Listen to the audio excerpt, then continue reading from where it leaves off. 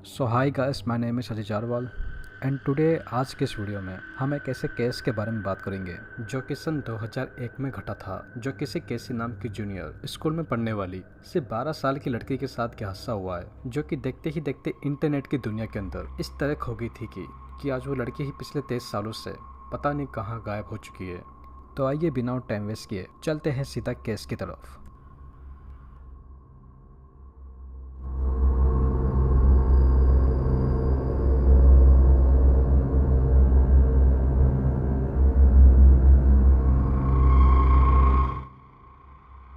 All right, हमारे इस case की स्टार्टिंग जो कि सन 2001 दिसंबर का है।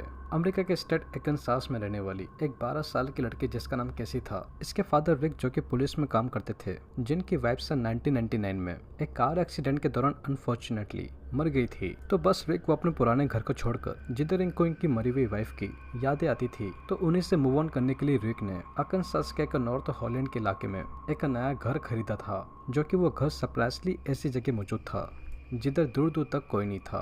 तो बस ऑब्वियस ही बात है कि कैसी उसके आस पड़ोस में कोई फ्रेंड्स वगैरह नहीं थे। तो इसी ही चीज को देखते हुए रिक उन्होंने कैसी की लाइफ की इंपॉर्टेंस को देखते हुए, ताकि वो लोगों से बातचीत करते हुए सोशलाइज हो सके, रिक वो कैसी को कुछ समय के लिए इंटरनेट पर जाकर इसके स्कूल के दोस्तों से बातचीत करने के लिए कहते हैं।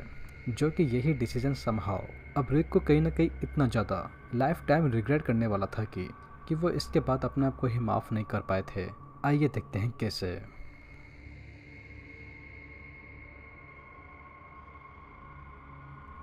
तो बस कैसी वो अपने डैड के कहने पर कुछ सोशल साइट्स पे फाइनली अपना अकाउंट बना लेती है, जिधर देखते ही देखते 1-2 घंटे के अंदर ही कैसी की अपने स्कूल की फ्रेंड समांथा एंड जेसिका को ऐड तो करती हैं, जो कि आज भी जिंदा है। एंड साथ के साथ उसको अचानक से आउट ऑफ नोवेयर किसी डेव नाम के लड़के की रिक्वेस्ट भी आती है, जो कि 17 साल का सैन डियागो में रहता था। जो जाहिर से ही बात थी कि कैसी के स्कूल में नहीं पढ़ता था। तो बस कैसी वो उसे डेव नाम के लड़के को देख अंदर से इतनी ज़्यादा उसकी सर्फिंग वाली फ़ोटो को देख एक्साइटेड हो गई थी कि वो तुरंत ही उसको ऐड कर लेती है।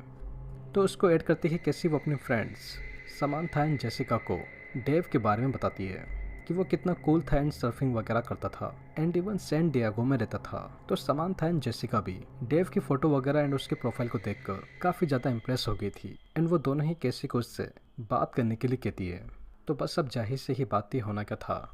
केसी एंड डेव की डे बाय डे इतनी ज़्यादा बातें होने लगी थी कि वो उसको अपना बेस्ट फ्रेंड बना लेती है। एंड इवन ये दोनों, जैसा कि मैंने आप सभी को बताया, साथ में इतनी ज़्यादा चैटिंग करने लग गई थी कि डेव एंड केसी के काफ़ी क्लोज आ चुके थे। तो हाउएवर वीकेंड वाले दिन जहाँ पर रिक की ड्यूटी का ऑफ था एंड बस घर की कुछ सफाई वगैरह ही कर रहे थे, तो पास में ही बैठी हुई केसी ये अपने डैड को डेव के बारे में बताती है कि कैसे वो उससे ऑनलाइन मिली थी एंड वो सैन डियागो में रहता था। एंड इसी ही वीकेंड यानी कि कल वो अपना 18वां बर्थडे सेलिब्रेट करने वाला था।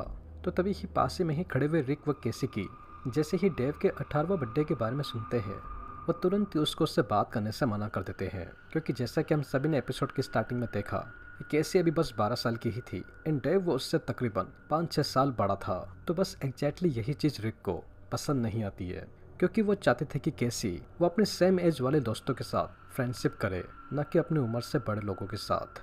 तो हाउएवर केसी जिसको ना चाहते हुए भी अपने डैड का कहना मानना पड़ता है एंड वो डेव को हमेशा के लिए अपनी फ्रेंड लिस्ट से हटा देती है। बट बात अभी यहाँ पर ही ख़त्म नहीं होती, क्योंकि चीज़ें वो यहाँ से और ज़्यादा वर्स्ट होने वाली थी, जो प्रोबेबली आपने एक्सपेक्ट नहीं की होगी। तो बस डेव को फ्रेंड लिस्ट से हटाते ही उसके 1-2 दिन के अंदर ही केसी को अब किसी स्कॉट नाम के लड़के की फ्रेंड रिक्वेस्ट इसको आती है, जो कि जॉर्जिया में रहता था एंड बस 14 साल का ही था, जो कि काइंड ऑफ कैसी वो उससे दोस्ती कर सकती थी, क्योंकि वो उसकी उम्र के ही आसपास का था। तो बस कैसी वो बिना कुछ सोचे समझे स्कॉट से सेम डेव की तरह ही उससे बातें करने लग जाती है, जो कि रिक को भी इस बार कोई प्रॉब्लम नहीं थी।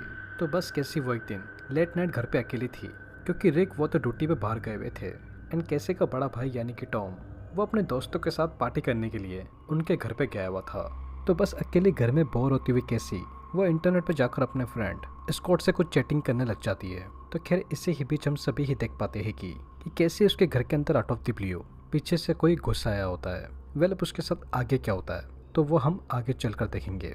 तो मीनवाइल टॉम वो अपने दोस्त के घर से फाइनली पार्टी खत्म होने के बाद अपने घर पे आ गया था। तो जहाँ पर घर पे आते ही उसको एक बड़े ही अनएक्सपेक्टेड चीज़ देखने को मिलती है कि कैसे उसका कंप्यूटर तो ऑन था, बट वो उसको घर में दिखाई नहीं दे रही थी। तो बस इसी ही चीज़ से अंदर से बुरी तरीके से डरते हुए टॉम वो इमीडिएटली अपने डैड रिक को कॉल लगाकर उनको इस मैटर के बारे में बताता है। तो जिधर रिक वो चीज़ को सुन तुरंत ही अपनी ड्यूटी को छोड़ कुछ पुलिस ऑफिसर्स के साथ अपने घर पे आते हैं। तो घर पे आते ही वह सबसे पहले उसका जायजा लेकर कि कैसी घर से भागी है कि नहीं पता लगाने की कोशिश करते हैं। तो जहाँ पर उनको देखने को मिलता है कि कैसे की सारी चीज़ें जैसे कि उसके जूते, चश्मे और बाकी कपड़े सब घर के अंदर ही थे, जो कि क्लियरली ये इंडिकेट कर रहा था कि कैसी वो अपने आप तो कहीं नहीं भागी है। बट अब यहाँ पर चौंका देने वाली बात ये थी कि रिक को घर के बाहर एंड घर के अंदर बहुत ढूंढने पर कहीं पर भी कैसी वो नहीं मिलती, जो कि सही में काफ़ी चौंका देने वाली बात थी। क्योंकि अब देखते ही देखते कैसी का ये डिसअपेरेंस वाला इंसिडेंट इतना ज़्यादा बड़ा हो गया था कि वो न्यूज़ चैनल के अंदर टेलीकास्ट होने लग गया था। तो अब एग्जैक्टली इसी ही चीज़ को देखते हुए पुलिस के साथ साथ एक सांस के लोकल लोग भी ऐसे वॉलंटियर के तौर पर कैसी को ढूंढने लग गए थे। बट लोगों के इतने ढूंढने के बाद भी उनको कैसे कहीं भी नहीं मिल रही थी। तो पुलिस वो अपनी इन्वेस्टिगेशन को आगे प्रोसीड करते हुए नेक्स्ट डे कैसे के स्कूल के अंदर ही उसके जितने भी फ्रेंड्स थे पुलिस वो उनसे पूछताछ करती है। तो जिधर समांथा एंड जेसिका वो दोनों ही अपने बयान के अंदर स्कॉट एंड डेव का नाम लेते हैं, जिनसे लास्ट टाइम कैसी ऑनलाइन चैटिंग कर रही थी। तो पुलिस वो जेसिका एंड समांथा के कहने पर अपनी इन्वेस्टिगेशन के लिए सीधे इन दोनों लड़कों के घर पे कैसी को ढूंढने निकल जाती है। तो जिधर पुलिस वो सबसे पहले स्कॉट के घर पे जाती हैं। तो जिधर स्कॉट के घर पे छानबीन करने पर पुलिस को ऐसा कुछ भी नहीं मिलता जिससे कि स्कॉट विक्टिम बन सके।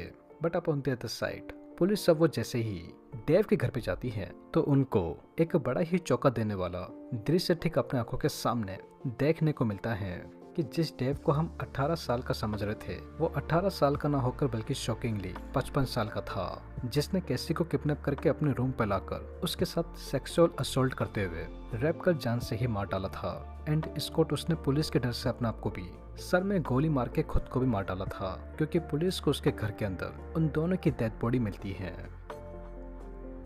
तो बस अब फाइनली इस केस के एंडिंग में रिक, जो कि वो एक्सपेक्ट कर रहे थे कि उनकी बेटी उनको मिल जाएगी, बट अनफॉर्चुनेटली जैसा कि अभी हम सभी ने देखा कि उसकी बहुत ही ब्रूटलाइज तरीके से डेव के हाथों डेथ हो गई थी, जो कि कैसी के फ्रेंड्स और उसकी फैमिली वो सभी ही ये न्यूज़ सुनकर इतना ज़्यादा दुखी हो गए थे कि क्योंकि उन्होंने ऐसा बिल्कुल भी एक्सपेक्ट नहीं किया था कि कैसी के साथ ऐसा भी कुछ हो सकता है। तो हाउएवर कैसी के मर जाने के बाद उसके डैड एंड उसके क्लोज फ्रेंड्स वो कैसी की डेथ से अवेयर होते हुए ऐसे मेमोरियल कैसी फाउंडेशन नाम का एक चैरिटी ओपन करते हैं, जिधर जितनी भी टीनेज लड़कियां जो कि इंटरनेट के बारे में अवेयर नहीं होती है कि उनको इंटरनेट पे किससे बातचीत करनी चाहिए और किससे नहीं, ताकि और कैसी जैसी विक्टिम्स आगे देखने को ना मिले। एंड बस इसी के ही साथ हमारा ये केस कैसी वुडी द सेक्स लोकेशन एंड एज ठीक इधर ही एंड हो जाता है। अब दोस्तों, अगर आप सभी को ये केस अच्छा लगा हो तो कमेंट्स करके जरूर बताइएगा, ताकि हम आगे भी हो ऐसे ही क्राइम वाले केसेस लेकर आया करें। तो बस तब तक के लिए take care and peace out.